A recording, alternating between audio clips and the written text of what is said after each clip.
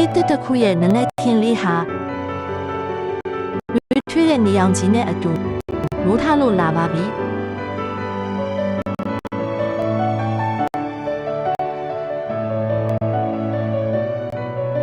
မြက်ခင်းစိမ့်စိမ့်တွေရှိတဲ့မြေပြင်ပေါ်မှာ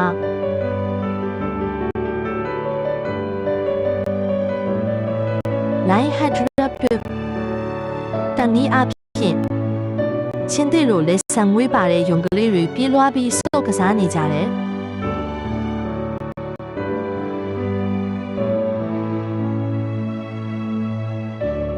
ဒီလိုင်းဟက်ယုံကလေးတွေမှာတခြားယုံကလေးတွေနဲ့မတူညီတဲ့ထူးခြားချက်ကချင်းတေလိုလက်ဆံဝေးလေးတွေရှိနေကြပါမယ်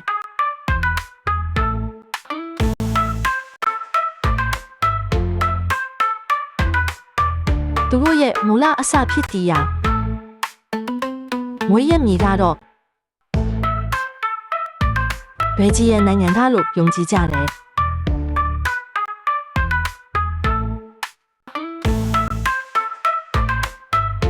ရှစ်ဖောက်စ်နဲ့နယ်သာလန်ဒရက်လို့ခေါ်တဲ့မတူညီတဲ့ယုံမျိုးစိတ်နှစ်မျိုးကိုမျိုးဆက်ကြရင်နဲ့ချင်းတေလိုလဲဆံမွေးလေးတွေပါရှိတဲ့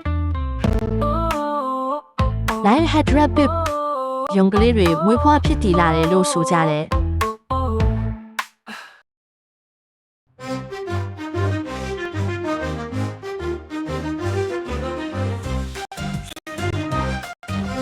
ထိုမှတစ်ဆင့်ဥရောပရဲ့နေရာဒေသများမှာ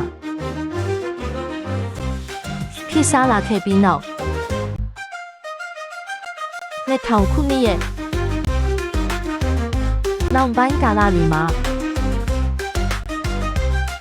United Kingdom နဲ့ American နိုင်ငံတို့က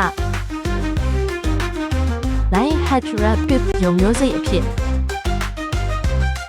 စနစ်တကျထိန်းသိမ်းမွေးမြူခဲ့ပြီးတရားဝင်အတိအမှတ်ပြုလာခဲ့တယ်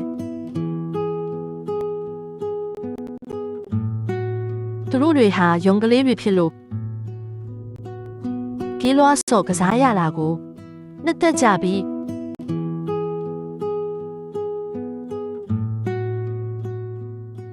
မွေးမြူလို့သူတွေအနေနဲ့သူတို့အတွက်လိုအပ်တဲ့ပတ်ဝန်းကျင်လေးတစ်ခုဖန်တီးပေးဖို့တော့အကြံပြုလိုပါတယ်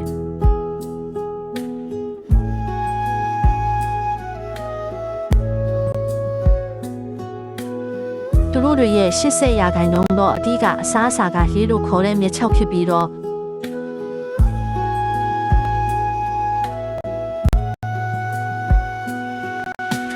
တခြားသောအစိတ်ဆန်နဲ့အသီးရွက်အချို့ကိုလည်းဖြည့်ဆွက်စာအနေနဲ့ကျွေးပေးနိုင်ပါတယ်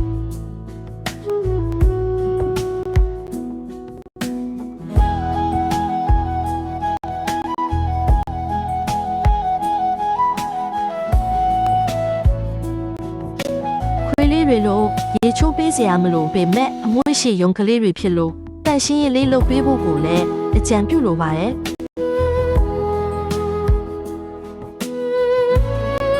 အာယုံဆိုင်မှုနဲ့ချစ်ခင်မှုကိုလည်းလိုအပ်ပြီးအိမ်တွင်းရောအိမ်ပြင်မှာပါမွေးမြူဖို့တင့်တော်သလိုကလေးငယ်တွေနဲ့လည်းအဆင်ပြေနိုင်မဲ့အဖော်မုံကောင်းဖြစ်လို့မိသားစုဝင်ဖြစ်လဲတင်တော်တဲ့အိမ်မွေးပတ်တစ်မျိုးလို့ပြောရမယ်ဆိုရင်လည်းမနိုင်လိမ့်မယ်လို့မထင်ပါဘူး